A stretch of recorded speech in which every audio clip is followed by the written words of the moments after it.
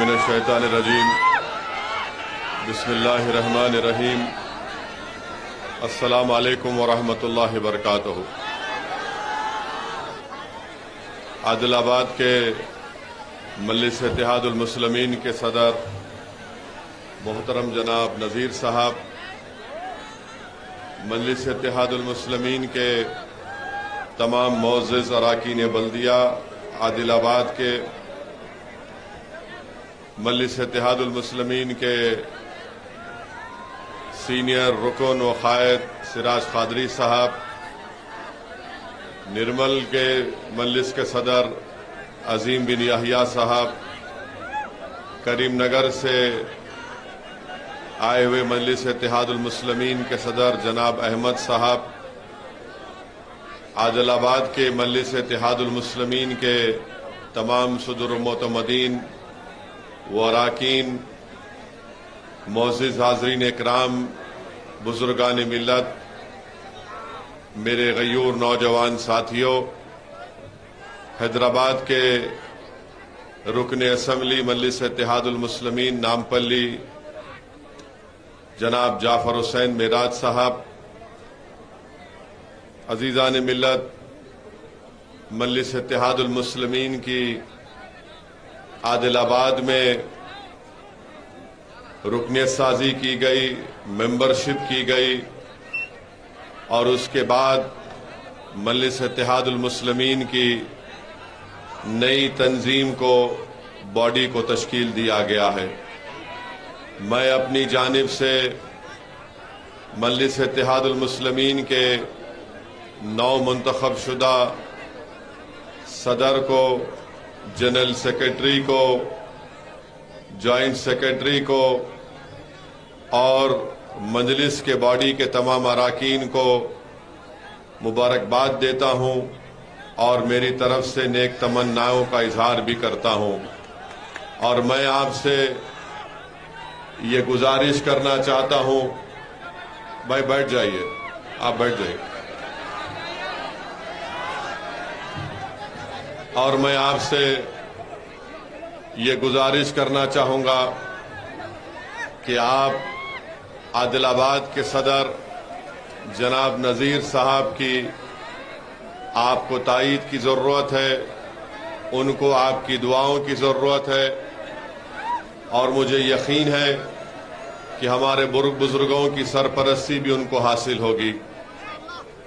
अगर आप तमाम लोग मुत्तहदा तौर पर मजलिस के इस नए सदर आदिलाबाद और उनके साथियों को अपनी दुआओं से, अपनी मोहब्बतों से नवाजेंगे तो मुझे यकीन है कि इंशाअल्लाह ताला हम आदिलाबाद में एक नई सियासी तारीख को लिखेंगे। इसीलिए मेरी आप तमाम से गुजारिश है कि जो लोग बैठने के लिए बोल रहे, मत बोलिए, मैं आपको दिख रहा हूं, मैं आपको दिख रहा हूं। मीडिया को अपना काम करने दीजिए। आप लोग बैठ, और हमारे जो लोग वहां खड़े हुए हैं जो मीडिया के नहीं, आप बैठ जाइए या सामने आ जाइए, सामने आके बैठो, आइए, वहां से हट जाओ, सामने आके बैठो, आ जाओ। हाँ, आप हट जाओ।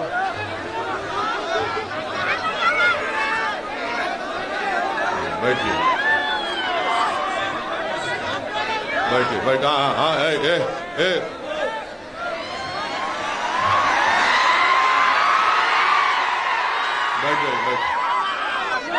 बैठिए। अब आप नहीं बोलेंगे किसी को, किसी को कुछ मत बोलो, खामोश सुनो।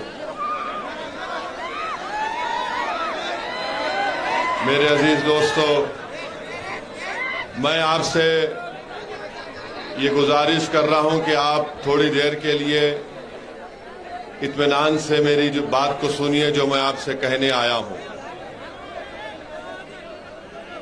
हर जगह अगर आप थोड़ी देर के लिए मेरी बात सुन लेंगे तो बेहतर होगा, इसमें आपका भी वक्त ज़ाय नहीं होगा और जो अवाम अपनी तकालीफ को उठाकर यहाँ पर आई है मजलिस के जलसे को सुनने के लिए, उनकी ख्वाहिश को भी हम पूरा कर सकेंगे। तो मेरे अजीज दोस्तों और बुजुर्गों, अगर आप बोलेंगे तो मैं नहीं बोलूंगा, या तो आप बोलेंगे या मैं बोलूंगा। बस सुनिए फिर आप। अजीजान मिल्लत, मैं फिर से आपसे अपील कर रहा हूं कि जनाब नजीर साहब के हाथों को मजबूत करिए और मजलिस इत्तेहादुल मुस्लिमीन आपकी जमात है और रहेगी इंशाअल्लाह ताला। मेरे अजीज दोस्तों और बुजुर्गों, चाहे तेलंगाना की सियासत हो या हमारे वतन अजीज की सियासत हो, मैं हमेशा इस बात को कह रहा हूं और आज भी दोहरा रहा हूं, और मैं खुलकर बोलता हूं बगैर अल्फाज को चाबे, इसीलिए मुझ पर इल्जामात भी लगते हैं, मगर सच्चाई यह है मेरे अजीज दोस्तों और बुजुर्गों, सच्चाई यही है कि हमारे वतन अजीज भारत में जिस समुदाय का, जिस बरादरी का, जिस कास्ट का उनका लीडर होगा, उन्हीं की आवाज को सुना जाता है। आज आदिलाबाद में सियासी तौर पर हमारे मुनूर कापू भाइयों का सियासी गलबा है। क्यों है? क्योंकि उनके पास एक सियासी ताकत है। आज तेलंगाना में बीजेपी अगर ख्वाब देख रही है तो इसलिए देख रही है कि मुनूर कापू का एक बहुत बड़ा तबका, मुदिराज हमारे भाइयों का एक बहुत बड़ा तबका उनके करीब होता जा रहा है। टीआरएस अगर अपने आप को आगे बढ़ता हुआ देख रही है तो इसलिए देख रही है कि टीआरएस के पास, वो समझती है कि यादव, गौड़ और दूसरे ओबीसी भाइयों का वोट उनके पास है। बीजेपी हमारे आदिवासी भाइयों में देखती है कि जो बंजारा कम्युनिटी के नौजवान हैं उनके करीब हो रहे हैं।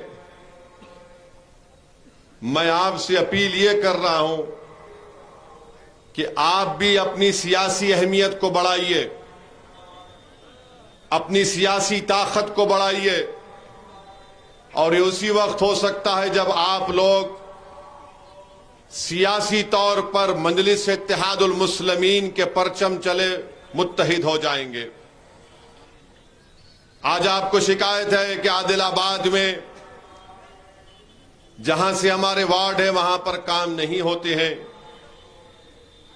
मैं आपसे अपील कर रहा हूं कि मेरी इन बातों पर गौर से, तवज्जो के साथ इस पर गौर करिए। बीजेपी इल्जामात लगाती है, नाम निहाद सेकुलर पार्टी मुझ पर इल्जाम लगाती है। जो अपने आप को सेकुलर पार्टी कहते हैं वो कहते हैं कि ओवैसी वोट काटता है, और बीजेपी ये कहती है अमित शाह तेलंगाना में आकर, अमित शाह का पेट नहीं भरता जब तक वो ये अपनी जबान से नहीं, आप चीखा मारने आए तो मैं बैठ जाऊंगा। आप चीखा मारने नहीं आए, सुनिए। यहां से आप कुछ एक फिक्र लेकर जाएंगे। अमित शाह जब कभी भी तेलंगाना को आते तो उनका पेट में दर्द होता जब तक वो ये नहीं बोल देते कि ओवैसी के हाथ में स्टीयरिंग है। सुनिए, आप नौजवान हैं, मुस्तकबिल आपका है। अगर तुम चीख और पुकार में अपने जज्बात को बहा दोगे तो फिर मुस्तकबिल क्या होगा? तुम्हारी चीखों से मुस्तकबिल नहीं बदलेगा, तुम्हारे इस तरह के नारों से तुम्हारा मुस्तकबिल अच्छा नहीं होगा। तुम्हारा मुस्तकबिल उस वक्त अच्छा होगा जब तुम मुत्तहिदा तौर पर आदिलाबाद और तेलंगाना में मजलिस इत्तेहादुल मुस्लिमीन को मजबूत करोगे। आप देखते हैं कि मैं कह रहा था कि अमित शाह आते हैं, ये बीजेपी का सदर कुछ नहीं बोलते, बस सिर्फ ओवैसी का नाम लेते हैं। अब आप अंदाजा लगाइए कि तेलंगाना में बीजेपी का सदर ये बोला कि ओवैसी कलालो आनंदम कोसमाकोट्टा सेक्रेटेरिएट, माने नया सेक्रेटेरिएट ओवैसी की खुशी के लिए बनाया गया है। अरे इन्हें कैसा आदमी है, कान में फूल उसके है क्या है? आने बगैर हमारा नाम लिए इन्हों अपने आप को मर्द नहीं कहला सकते क्या? और ये बोलते अमित शाह कि स्टीयरिंग ओवैसी के हाथ में है। सेक्रेटेरिएट के ताल्लुक से बोले गए कि गुम्मत बनाया गया सेक्रेटेरिएट में, तो ओवैसी के बोलने पर बनाया गया। अरे वो सेक्रेटेरिएट का डिजाइन एक मंदिर की बुनियाद पर बनाया गया है। गुजरात के एक हनुमान मंदिर से इंस्पिरेशन लिया गया है। उस डिजाइन से इंस्पायर होकर, उससे देखकर वो सेक्रेटेरिएट का डिजाइन बनाया गया। मगर बीजेपी वाले बोलना शुरू कर दिए ओवैसी। अब गाड़ी का स्टीयरिंग हमारी हाथ में है,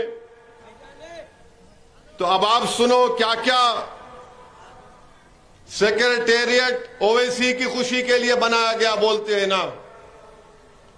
तो सेक्रेटेरिएट अगर मेरी खुशी के लिए बनाया गया तो मेरी खुशी तो मस्जिद में है। सेक्रेटेरिएट के दो मस्जिदों को गैर कानूनी तौर पर हुकूमत ने शहीद किया, वो मस्जिद अब तक नहीं बनी। तो मेरी खुशी कहां पूरी हुई? तुम्हारी खुशी पूरी हो गई। 3 मंदिरों के डिजाइन से इंस्पायर होकर सेक्रेटेरिएट बना दिए तेलंगाना की हुकूमत, और गाली हमको दी जा रही है। पहले तो मेरी मस्जिद बनना चाहिए था सेक्रेटेरिएट में, जो दर्जे वक्फ है, मगर उसको नहीं बनाया गया। मगर बीजेपी का इल्जाम कि ओवैसी की खुशी के लिए ओवैसी कलालो आनंदम कोसमाकोट्टा सेक्रेटेरिएट। हाँ, और फिर आप देखो, और एक बात आपको बता रहा हूं, चीफ मिनिस्टर ऐलान किए थे कि इस्लामिक सेंटर गच्चीबौली में बनाया जाएगा। अब तक इस्लामिक सेंटर नहीं बना, मगर स्टीयरिंग मेरे हाथ में है। अब आप सुनो, अब आप ये सुनो कि अब आपको जो बताने जा रहा हूं ये बात सुनो आप। इस्लामिक सेंटर नहीं बना, मगर ब्राह्मण सदन 31 जुलाई को, ब्राह्मण सदन 31 जुलाई को चीफ मिनिस्टर इफ्तिताह करने जा रहे हैं। गोपनपल्ली में 31 मई को ब्राह्मण सदन बनेगा। और अखबार की न्यूज पढ़ रहा हूं आपके सामने कि अखबार की न्यूज ये है, अंग्रेजी में पढ़ता हूं, बाद में तर्जुमा करता हूं, क्योंकि बीजेपी वाले बोलेंगे इन्हें इंग्लिश नहीं बोल सकता।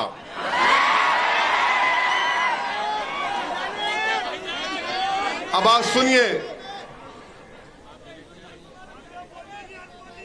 priests from popular shrines and heads of different Pitams including Kanchi, Kamakoti, Dwadasha, Jyotirlinga temples and prominent temples from Tamil Nadu, AP and Karnataka have been invited. यानी जितने हमारे हिंदू भाइयों के बड़े बड़े मठ के पुजारी हैं, पीतम्स हैं, कांची कामाकोटी हैं, तमिलनाडु, आंध्र प्रदेश, कर्नाटका के, उनको ये ब्राह्मण सदन जो 31 जुलाई को इफ्तिताह हो रहा, उनको बुलाया जा रहा है। स्टीयरिंग मेरे हाथ में है। और इन लोगों को स्पेशल पूजा होगी, होमम होगा, सुदर्शना होमम होगा, चांदी होमम होगा, 30 मई से शुरू होगा। और चीफ मिनिस्टर साहब पूर्ण होती सुबह 10:30 बजे 31 मई को अदा करेंगे। स्टीयरिंग मेरे हाथ में है। अच्छा, अब आप ये बोलो कि उसमें ब्राह्मण सदन में जो ब्राह्मण बच्चे होंगे, आला तालीम के लिए उनको रहने का इंतजाम, स्पेशल कोचिंग उनको दी जाएगी इम्तिहानों के लिए। अब आप बताओ कि ये बीजेपी और ये तमाम लोग बोलते, कांग्रेस भी बोलती, ओवैसी से पूछो। अब आप बताइए मेरे अजीज दोस्तों और बुजुर्गों। अच्छा, और एक बात, तेलंगाना की हुकूमत अब तक 2500 करोड़ रुपए मंदिरों की देखभाल के लिए और वहां के पुजारियों के लिए खर्च करी है। 2500 करोड़ रुपए। और अक़लियतों का बजट कितना है इस साल का? 2200 करोड़ रुपए, जिसमें मुसलमान, क्रिश्चियन, सिख, ईसाई और जैन भाई 2200 करोड़ और 2500 करोड़ रुपए मंदिरों के लिए तेलंगाना की हुकूमत ने खर्चा किया। अब फरवरी में चीफ मिनिस्टर ने इस बात का ऐलान किया कि 1000 करोड़ रुपए हनुमान कॉम्प्लेक्स जो कोडागट्टू जगतियाल डिस्ट्रिक्ट में उसको दिए जाएंगे। 2021 के बजट में चीफ मिनिस्टर ने कहा कि 720 करोड़ रुपए मंदिरों के लिए और अर्चकास के फलाह बहबूद के लिए खर्च किए जाएंगे। रियासती हुकूमत ने 4 करोड़ 25 करोड़ रुपए वेंकटेश्वरा स्वामी टेंपल दुब्बागा के लिए खर्च किए।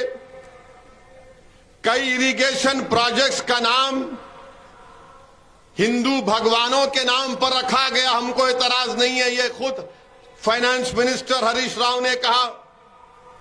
फिर इस महीने में चीफ मिनिस्टर ने ऐलान किया कि 25 करोड़ रुपए हुकूमत देगी हरे कृष्णा टावर के लिए, जो हैदराबाद में नारसंगी में बनाया जाएगा। फरवरी 2021 में असेंबली में हुकूमत ने, सीएम ने कहा कि पुजारियों के पूजा के लिए उनको पैसे दिए गए हैं। तेलंगाना के 3665 मंदिरों के लिए 1 करोड़ रुपए भद्राद्री मंदिर के लिए दिए गए, रामनवमी के लिए, वेमुलवाड़ा मंदिर के लिए 60 करोड़, कोंडागट्टू मंदिर के लिए 100 करोड़, बासारा मंदिर के लिए 50 करोड़, धर्मापुरी मंदिर के लिए 50 करोड़, बिरकुर मंदिर के लिए 13 करोड़, कोमरावली मंदिर के लिए 11 करोड़, दुब्बाक मंदिर के लिए 3 करोड़, सिद्दीपेट की शिवा मंदिर के लिए 2 करोड़, 50 लाख गंगापुरम मंदिर के लिए, 30 लाख गोडम सत्यनारायण मंदिर के लिए। और रियासती हुकूमत ने 156 crore special development fund for developing temples other than major temple across the state, और टेम्पल वर्क फंड में 1890 करोड़ रुपए खर्चा किए गए। और वहां पर अब आप बताइए कि हर साल ये खर्चा रियासती हुकूमत का है, इसके बावजूद भी आप बोलते अमित शाह के पेट में दर्द होता जब तक अमित शाह नहीं बोलते ओवैसी के हाथ में स्टीयरिंग है। अमित शाह आप बोलो, अगर स्टीयरिंग मेरे हाथ में है तो आपको ये होना नहीं होना? बोलो बीजेपी वालों, तेलंगाना के हिम्मत है तो। मेरे को एतराज नहीं है कि रियासती हुकूमत ने 1800 करोड़ रुपए दिए, एक यादाद्री मंदिर के लिए हुकूमत ने 1200 करोड़ रुपए खर्चा किए, मुझे उस पर भी एतराज नहीं है। मगर मैं पूछना चाह रहा हूं जो मंजलिस पर इल्जाम लगाते हैं, बताओ इसके बारे में क्या जवाब है तुम्हारा? अच्छा, और हैरत की बात नहीं है, बल्कि अब आप ये भी सुन लो, क्योंकि कांग्रेस के लोग बोलेंगे हमारा नाम नहीं लिए।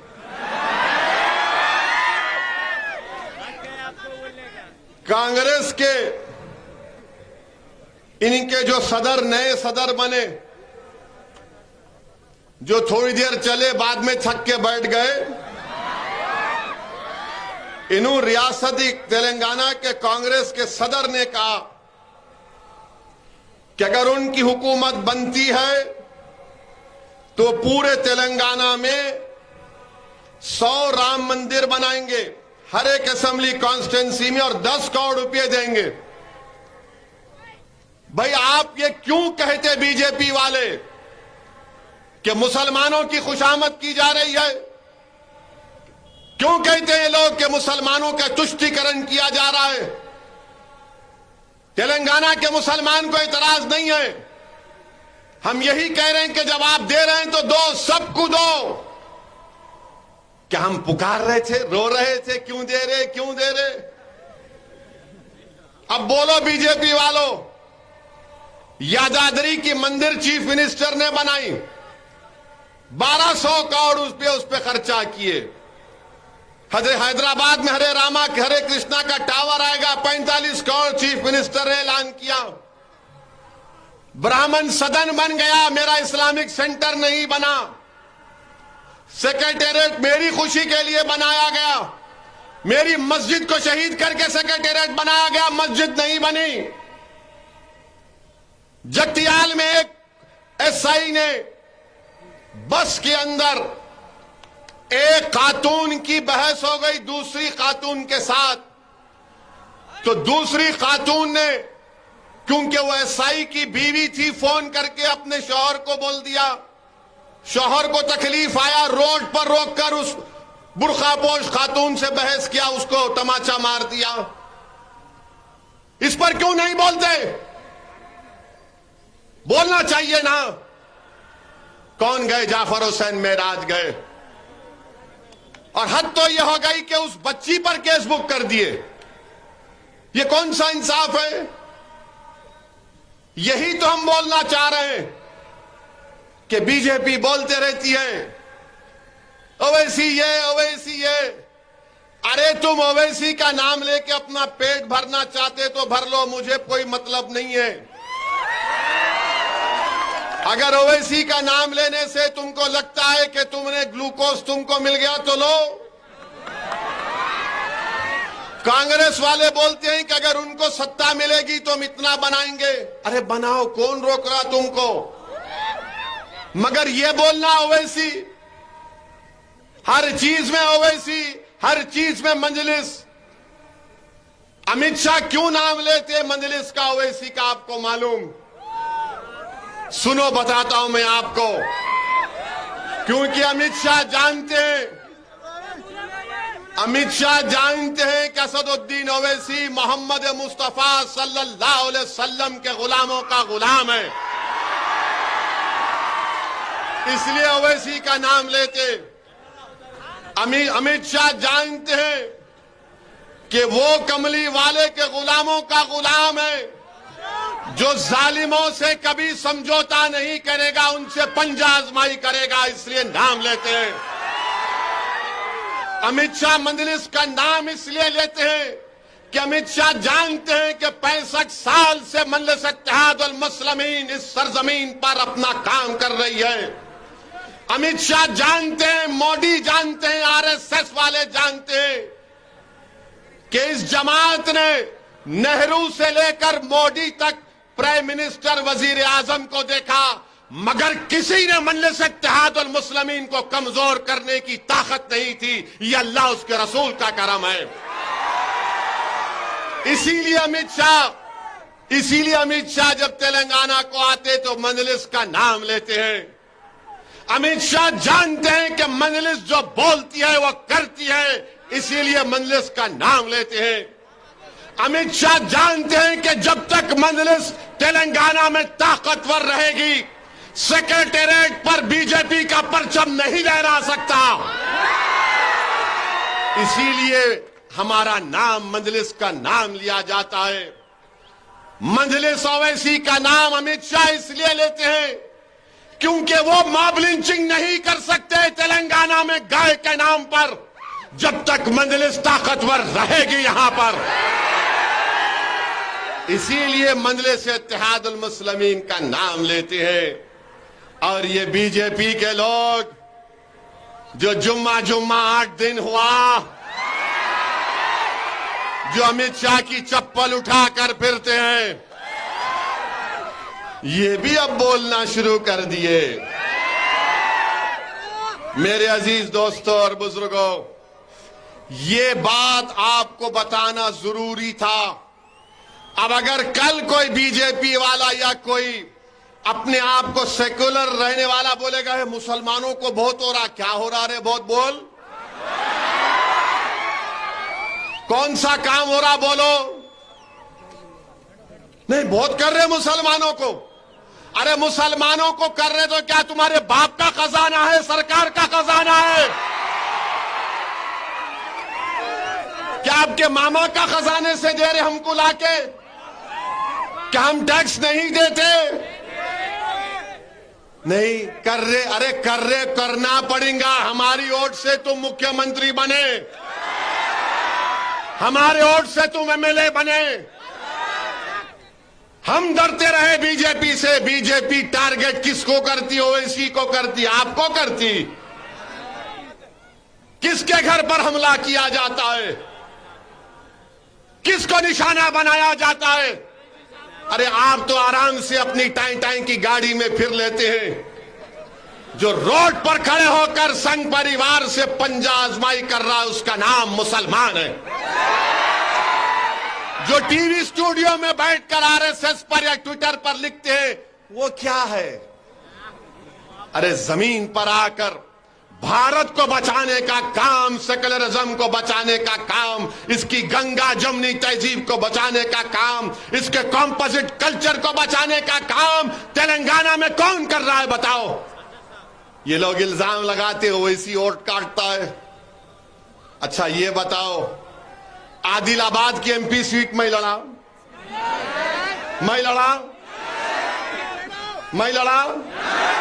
आप वोट दिए बीजेपी को, कितने लोग नहीं दिए हाथ उठाओ।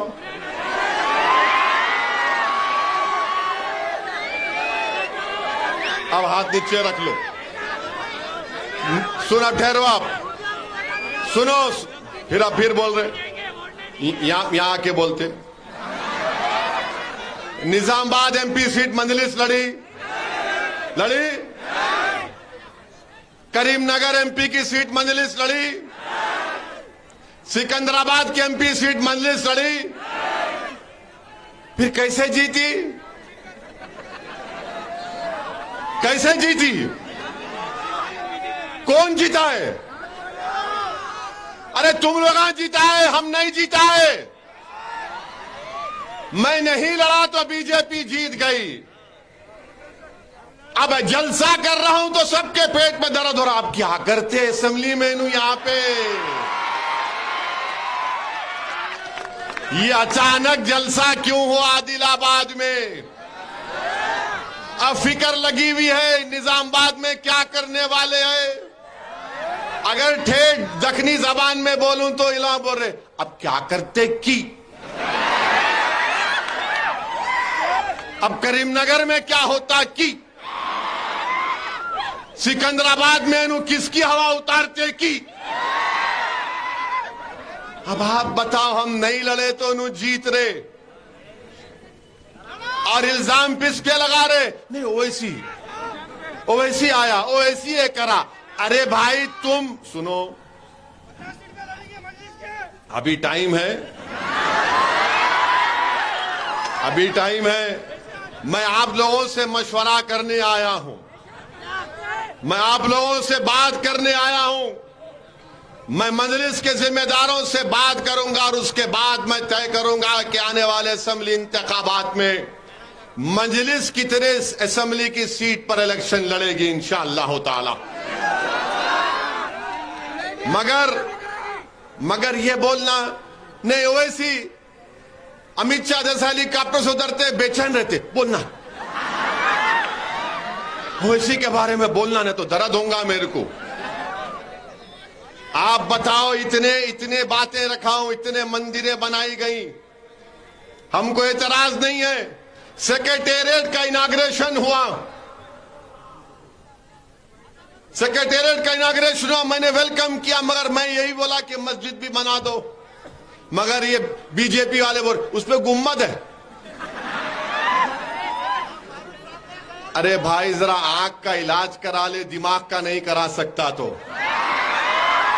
वो गुम्मद नहीं है, वो तेलंगाना के 2 मंदिर, गुजरात के एक मंदिर को देख के आर्किटेक्ट ने डिजाइन बनाया। मेरे से पूछ के नहीं बनाया उन्हें, मेरे से पूछ के नहीं बनाया उन्हें।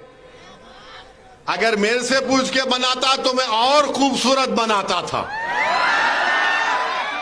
मैं ताजमहल की तरह बनाता था, चार मीनार की तरह बनाता था, मगर नहीं पूछे, उन्होंने बना लिए। बहुत अच्छा करे। मेरे अजीज दोस्तों और बुजुर्गों, स्टीयरिंग हमारे हाथ में है। अच्छा, फिर ये आदिलाबाद में आप ये बताओ कि यहां पर ये उर्दू मीडियम का गर्ल्स जूनियर वोकेशनल कॉलेज क्यों नहीं बनाया गया? किसके हाथ में स्टीयरिंग है? फिर आप ये भी बोलो स्टीयरिंग मेरे हाथ में है तो हज हाउस नहीं बन रहा 5 साल से। स्टीयरिंग मेरे हाथ में है तो डबल बेडरूम 618 में से खाली मुसलमानों को 81 भी नहीं मिले। वापिस ले लेता हूं मैं, मगर स्टीयरिंग मेरे हाथ में है। हाँ, स्टीयरिंग मेरे हाथ में है। अच्छा, फिर अब ये देखो, यहां पर कब्रस्तान की सारबंदी, अब तक तामीरी काम शुरू नहीं हुआ। खुर्शीद नगर में शादी खाने की अराजी 2 करोड़ रुपये मंजूर भी हो गए, मगर काम नहीं शुरू हुआ। स्टीयरिंग मेरे हाथ में है। ये फैक्ट बोल रहा हूं आपके सामने। मंदलिस के ward number 11 Ramnagar, ward number 31 Ambedkar Nagar में 1 पैसा नहीं लगाते एमएलए साहब, मगर बाजू लगाते। स्टीयरिंग मेरे हाथ में है। आदिलाबाद में इंडस्ट्रीज नहीं लगते और आदिलाबाद के रिम्स अस्पताल में बगैर नोट भी जाए नौकरी नहीं मिलती।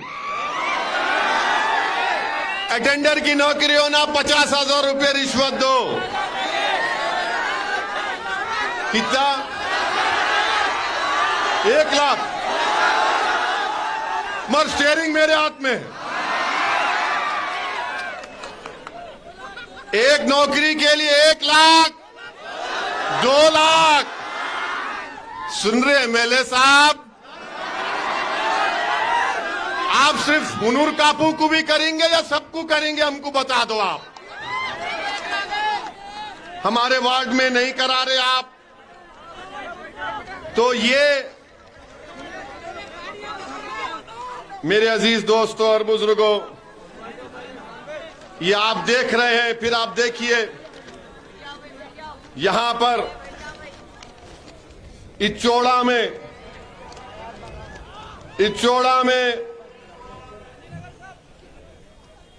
क्या बोले? हाँ, बोल रहा हूं, सब बोल दो, फिक्र मत करो।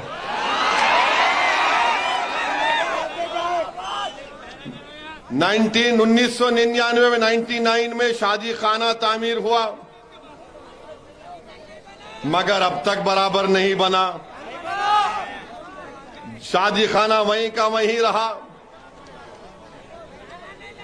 रुकने असेंबली बूथ गांधीनगर में, वहां पर जुल्म हुआ। एमएलए साहब खामोश, स्टीयरिंग मेरे हाथ में।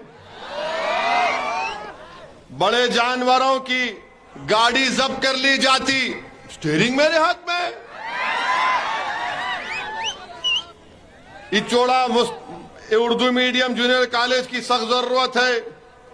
कॉलेज नहीं होने की वजह से मुस्लिम बच्चियां तालीम तर्क कर रही हैं। अब याद रखो, जो लोग ये आदिलाबाद में बोलते ने ऊपर ओवैसी है हमारे साथ है, और बीजेपी बोल रहे स्टेयरिंग मेरे हाथ में। कहीं खुदा ना खास्ता मैं स्टेयरिंग से एक्सीडेंट नहीं कर दूं। अगर मैं तेज चलाना शुरू कर दिया अपनी गाड़ी को तो फिर क्या होगा बताओ। तो हम हुकूमत से, तेलंगाना की हुकूमत से इस बात का मुतालबा करते हैं कि आदिलाबाद टाउन में शादी खाने की अराजी जो दी गई उस पर तामीर शुरू होना, और ये शादी मुबारक के चेक्स एक एक साल नहीं आते। अब आप बताओ, आने डेढ़ साल हो रहा, अब इलेक्शन आएगा अक्टूबर में या दिसंबर में, उस वक्त आके नहीं बोलना ओवैसी गारू चप्पुंडो ओवैसी गारू नहीं होगा। फिर आपके पास टाइम है, अभी काम करो आप। ये जो मैं 6-7 काम बताया हूं, हमेशा हमारे बच्चों को मिलते, हमारे सदर को, अरे नजीर तेरे साथ है ना, ऐसा बोलने से नजीर का पेट भरता क्या? आदिलाबाद के गरीब मुसलमानों का फायदा होता क्या? अरे तुम्हारी लफाजी की जरूरत नहीं है, काम की जरूरत है। और हम हुकूमत के सामने, बल्कि मैं आदिलाबाद के कलेक्टर से कह रहा हूं, आपका काम है कि इंसाफ करो। आपका काम है कि आप आदिलाबाद के मुसलमानों से इंसाफ करो। उनका जायज हक उनको मिलना चाहिए। ये मिट्टी कट्टी बातों से अब मामला हल होने वाला नहीं है।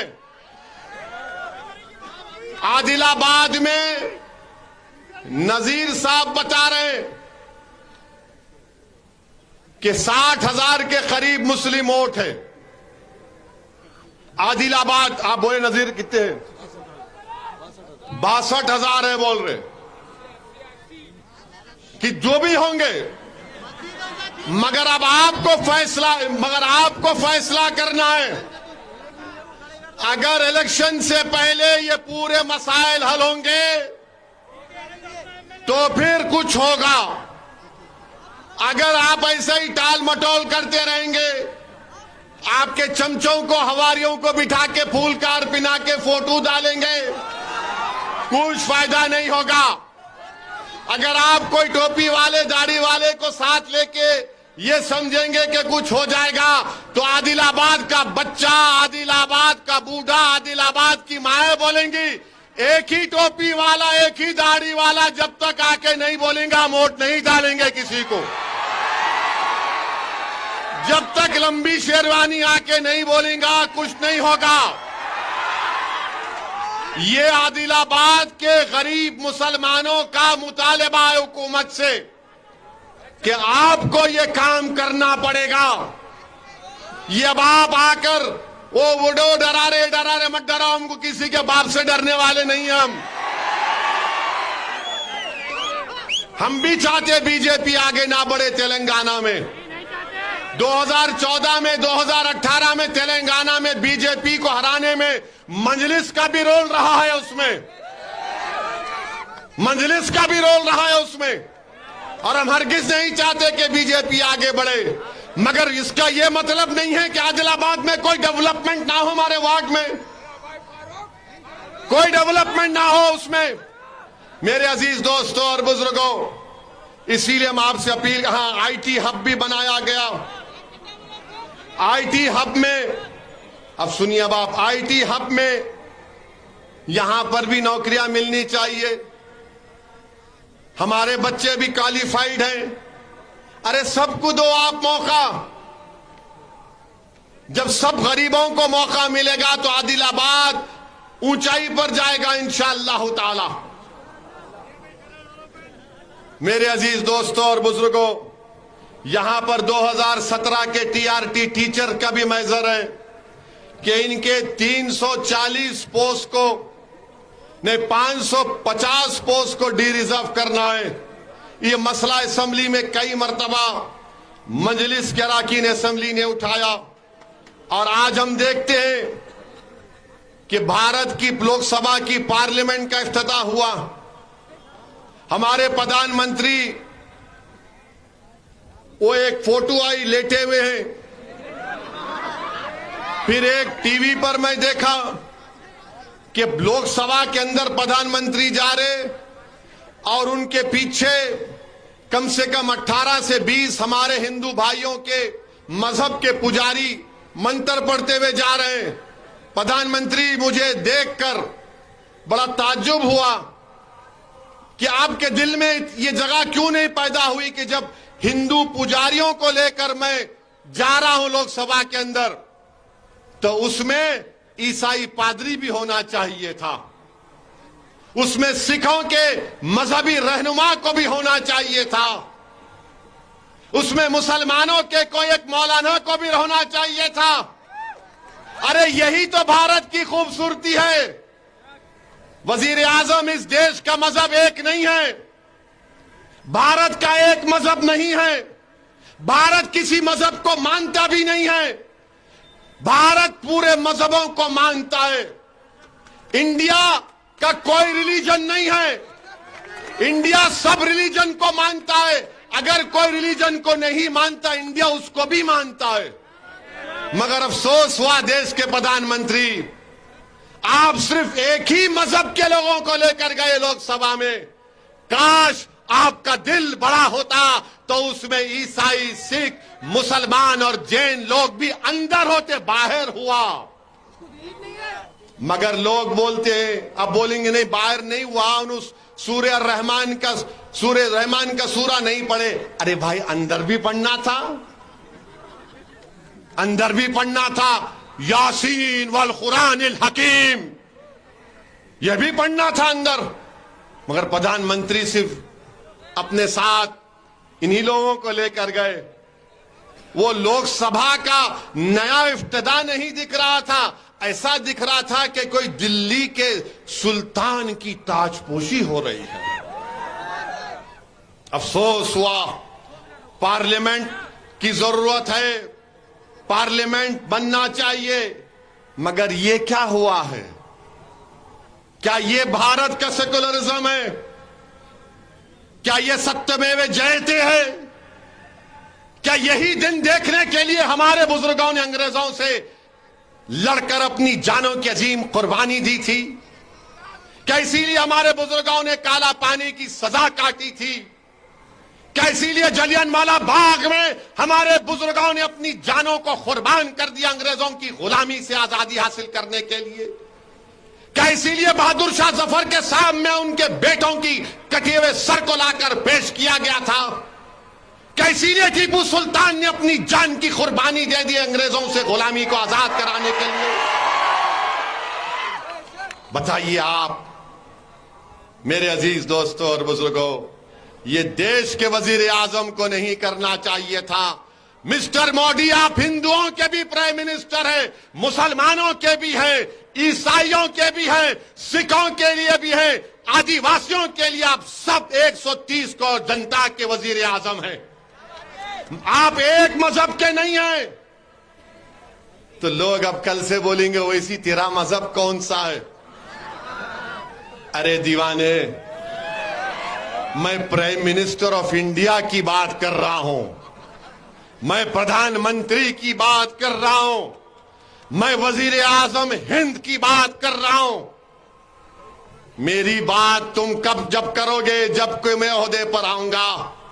मगर इंशाअल्लाह ताला जब तक अल्लाह मुझे जिंदा रखेगा, जब तक आपकी दुआएं, आपका साथ रहेगा, असदुद्दीन ओवैसी जहां ठहरा है वहीं ठहरेगा। मेरी अगर ये फकीरी है तो मुझे अपनी फकीरी पर नाज है। अल्लाह ने मेरी फकीरी में शाही दी है। जो मुकाम अल्लाह ने मंजलिस के लोगों को दिया है, वो किसी बड़े बड़े जमात के कायदीन को अल्लाह ने नहीं दिया है। ये अल्लाह का बहुत बड़ा करम और फजल है। मेरे अजीज दोस्तों और बुजुर्गों, आज पार्लियामेंट का इनॉग्रेशन हुआ तो बार बार हाँ यही है जावेद भाई, बैठ तू। बार बार बार बार मीडिया के लोग पूछ रहे आज 28 में है, आप बताओ। मैंने कहा मैं क्या करूं, नहीं उनकी सालगिरह का दिन है। मैं भी 13 मई को पैदा हुआ, क्या करेंगे। मगर मैं अपनी बर्थडे नहीं मनाता हूं। हमारे दादी मरहूम, अल्लाह उनकी मग़फ़रत करे, उनकी खबर को नूर से भर दे, हमारे घर में कभी भी केक नहीं कटा, ना मैं केक काटता हूं। मेरे को बर्थडे मालूम ही नहीं। जबकि लोग मुझे मुबारकबाद देते तो मैं ताज्जुब करता हूं, इन्हें वाकई मेरा दोस्त है दुश्मन है इन्हें। मेरी जिंदगी का 1 साल कम हुआ, इन्हें खुश हो रहा। हेलो किधर। बर्थडे तो एक ही है, माह रब्बिल अव्वल में मिलादुन नबी, बस, जिसकी वजह से वजीए तख्लीक कायनात हुई है। अब 28 की बात कर रहा हूं, हम उनको जवाब दिए। अब सुनो 28 मई के बारे में। काला पानी की सजा अल्लामा फजल खैराबादी को हुई। अल्लामा फजल खैराबादी ने अंग्रेजों से माफीनामा नहीं लिखा था। 28 मई को पैदा होने वाला 6 माफीनामे लिखा। अल्लामा फजल खैराबादी जान को कुर्बान कर दिए। और हम और आप जो आज इस सरजमीन पर हैं और हमको अपनी वतन से इतनी मोहब्बत है, तो उसकी वजह एक ये भी है कि मक्का मस्जिद जो हैदराबाद में है, मौलवी इस्माइल और तुर्रेबाज खां मक्का मस्जिद में जुमे के बाद जुलूस निकाले अंग्रेजों के खिलाफ। हैदराबाद की सुल्तान बाजार में ब्रिटिश रेजिडेंसी के सामने तोपें चली, बंदूकें चली। मौलवी इस्माइल साहब गिरफ्तार हुए। काला पानी की सजा उनको मिली। सबसे पहले काला पानी को कौन गया था मालूम आपको? तेलंगाना बिड्डा गया था, यहां से गया था। कैसा था डायलॉग, समझ में आया? तुर्रेबाज खान की लाश को तूपरान के पास सालार जंग गिरफ्तार किए, गोलियां मारकर तुर्रेबाज खान की लाश को सुल्तान बाजार में 4 दिन तक लटका के रख दिया गया।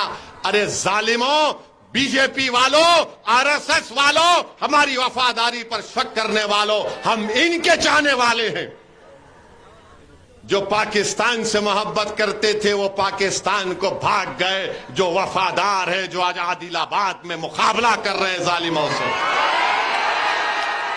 मेरे अजीज दोस्तों और बुजुर्गों, और एक बीजेपी की तरफ से आजकल हमारे प्राइम मिनिस्टर पिक्चर के प्रोमोटर बन चुके हैं। एक पिक्चर बनाई गई, कुछ भी नाम होगा, गलीज नाम उसका, और उस पिक्चर में दिखाया गया, पहले बोला गया कि 32,000 औरतें आईसिस में भाग गई। बाद में केरला की एक सियासी जमात की यूथ विंग ने ऐलान किया कि हम इतने करोड़ का इनाम देंगे अगर तुम 32 नाम बता दिए तो फौरन बोले नहीं, खाली 5। और प्राइम मिनिस्टर बोल रहे बड़ी अच्छी पिक्चर है। प्राइम मिनिस्टर, आपसे बड़ा कोई एक्टर नहीं है। आप जो 9 साल से पिक्चर बना रहे हैं ना, वो सब लोग देख के खाली खुश हो रहे, मगर जब ये पिक्चर खत्म होगी तब इस देश के लोगों को ख्याल आएगा, अरे ये पिक्चर थी, रियलिटी नहीं थी। देखो पिक्चर, और इस पिक्चर में विलन कौन है? दाढ़ी वाला है। इस पिक्चर में विलन कौन है? बुर्का पहनने वाली बहन है, और बाकी सब हीरो है। ये सब दोस्त हैं, हम दुश्मन हैं। ये 9 साल का कारनामा है बीजेपी का कि एक पिक्चर को प्रमोट करते हैं झूठ की बुनियाद पर। अरे पिक्चर बनाने वालों, तुम हमारी मां और बहनों की बेइज्जती करके अपना पेट पाल रहे हो, तो थूकता हूं तुम्हारे पेट पर, मैं थूकता हूं तुम्हारी झूठ पर। अल्लाह तुमको गारत करे कि तुम झूठ को दिखाकर तुम सच्चाई को दिखा नहीं सकते, मगर याद रखो सूरज जब निकलता है तो सूरज सच्चाई की निशानी है। और तुम जानते हो कि मुसलमान दहशतगर्दों का कभी साथ दिया ना कभी देगा इंशाअल्लाह ताला।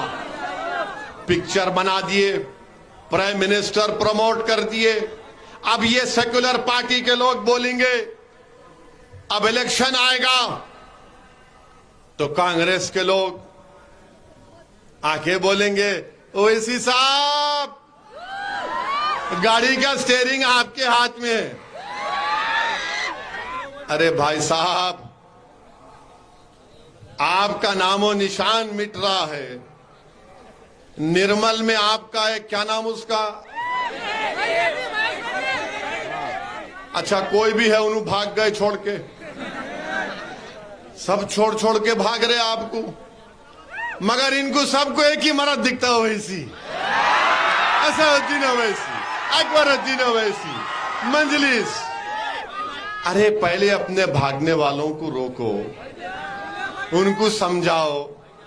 सब के सब चप्पला बगल में रख के भाग रहे एक के बाद एक, एक के बाद एक।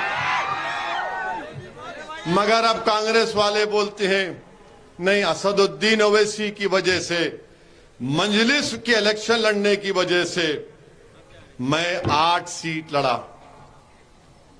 1 एमपी की सीट लड़ा, औरंगाबाद की दूसरी सीट एमपी की लड़े, किशनगंज की लड़े। औरंगाबाद की आवाम को लाखों सलाम, वहां के हिंदू मुसलमान दलित ओबीसी भाइयों बहनों ने 21 साल के शिवसेना के एमपी को हरा के इम्तियाज जलील को अपना एमपी बनाया। किशनगंज में अख्तरुल ईमान 3 लाख वोट लिए और वहां पे कांग्रेस जीती, बीजेपी नहीं जीती। अब ये बताओ कि क्या खाली भारत में 3 लोकसभा की सीट है, बाकी कुछ भी नहीं है? मगर नहीं, ओवैसी। राजस्थान में कांग्रेस की सरकार है, राजस्थान में जुनैद और नसीर को उनके घर से किडनैप करके जिंदा जला दिए, हरियाणा ले जाकर गाड़ी में डालकर जिंदा जला दिए। ये गौ रक्षक नहीं है, ये राक्षस हैं ये लोग। और अब तक कांग्रेस की सरकार असल मुजरिम को नहीं पकड़ सकी। कांग्रेस की सरकार है, कन्हैया लाल को मार दिए, हम कंडेम किए, मरने वाले परिवार को, खानदान को 50 लाख, नसीर जुनैद के खानदान को 15 लाख। ये सेक्युलरिज्म। हज को हाजी जा रहे, पत्थर फेंक कर हाजियों को जख्मी कर दिए इहराम की हालत में, कांग्रेस की सरकार। अब बताओ आप मेरे अजीज दोस्तों और बुजुर्गों, इसीलिए आपसे कह रहा हूं कि मजलिस को मजबूत करो। बीजेपी खुश है, मुनुर कापू मुदिराज उनके साथ आ रहे हैं। बीजेपी खुश है, कितनी खुशी रहती नहीं मालूम। हाँ, बिल्ली के ख्वाब में छिछड़े रहते, मालूम ना आपको। मेरे अजीज दोस्तों और बुजुर्गों, लीडरशिप बनाओ। नजीर तुमको दिख रहा होगा, मगर नजीर को तुम अपना लीडर बनाओगे तो नजीर इंशाअल्लाह ताला आपके मसाइल के लिए लड़ेगा, आपके लिए जिद्दोजहद करेगा। और हम तेलंगाना की हुकूमत से भी ये बोल रहे हैं, ये जो वाकयात हो रहे हैं उस पर रोक लगाइए आप। ये जो संघ परिवार के ताकतें, ये जो सांप अपना सर उठा रहा है, रोको इनको, रोको इनको, इनके नाक में नकील डालो, इनके बढ़ते हुए कदमों को रोको आप। अगर आप यही समझेंगे कि नहीं नहीं सब ठीक है, तो मैं आपको बताना चाह रहा हूं हुकूमत को, ये आपके लिए कहीं चैलेंज ना बन जाए मुस्तकबिल में। मेरे अजीज दोस्तों और बुजुर्गों, मेरी आप तमाम से अपील है कि मजलिस को मजबूत करिए और डरने और घबराने की जरूरत नहीं है। अमन को हमेशा मजबूत करिए। आदिलाबाद का अमन हमारे लिए बहुत अहम है। तेलंगाना का अमन हमारे लिए बहुत बड़ा अहम है। तेलंगाना को और ऊंचाइयों पर लेकर जाना है, मगर ऊंचाइयों पर लेकर जाने का मकसद, ये मतलब ये नहीं निकलता कि मेरे ख्वाबों को चूकनाचूर कर दिया जाएगा। मुझे दबाकर तुम ऊंचाइयों पर नहीं जा सकते। अगर ऊंचाइयों पर जाना है तो मुझे भी ऊंचाइयों पर जाने का ख्वाब है। हम सबको ऊपर लेकर जाना पड़ेगा, हम सबको तरक्की करना पड़ेगा। यह मजलिस इत्तेहादुल मुस्लिमीन का पैगाम है।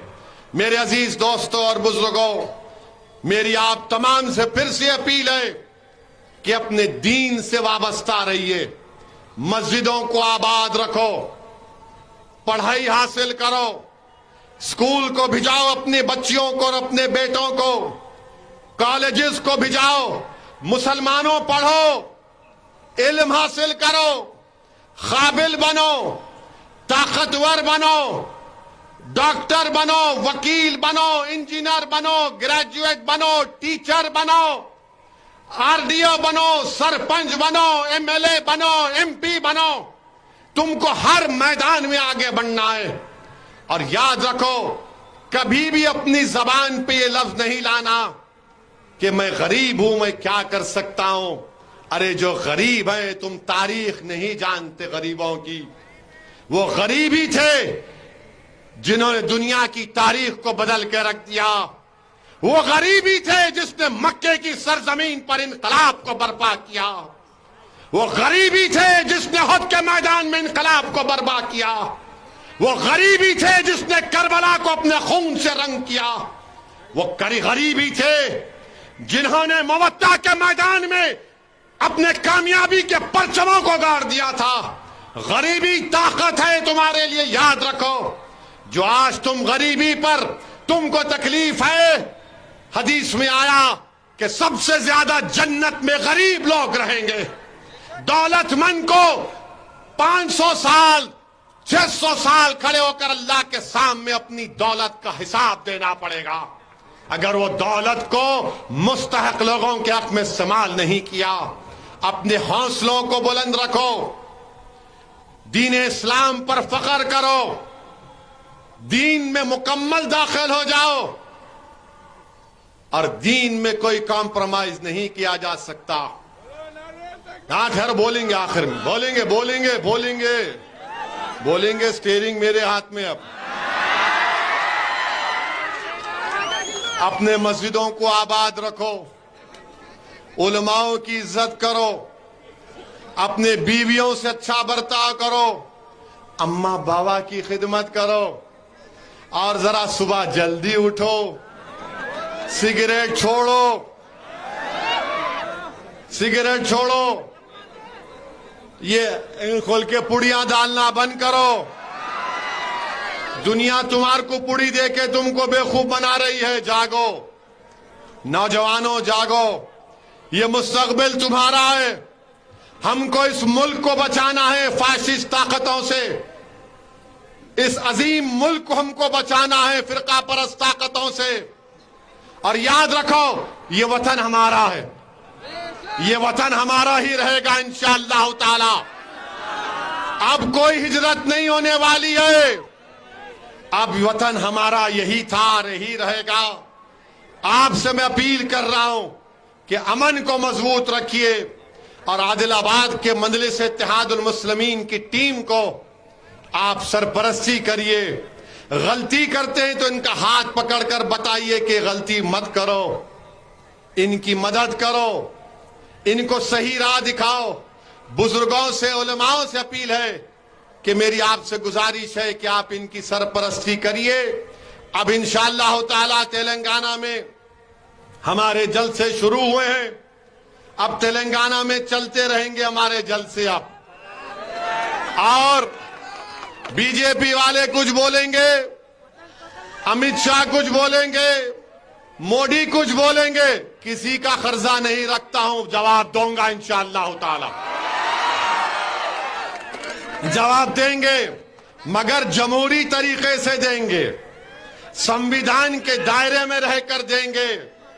और इनको बताएंगे कि तुम्हारी बातों से हम डरने वाले नहीं हैं। तुम्हारे खौफ से हम झुक जाने वाले नहीं हैं। अरे इख्तिदार तो बहुत से जालिमों के पास था, इख्तिदार चंगेज खान के पास भी था, इख्तिदार हलाकू के पास भी था, इख्तिदार मुगलों के पास भी था। अरे आज दुनिया के महलात वीरान हैं और ये बताते हैं कि इख्तिदार किसी के पास नहीं रहने वाला है। अजीजान मिल्लत, अपने हौसलों को मजबूत रखिए। आप तमाम का फिर से शुक्रिया कि आज आप यहां पर आए। अकबर साहब को भी जाता हूं नेक्स्ट। सलाम अलैकुम।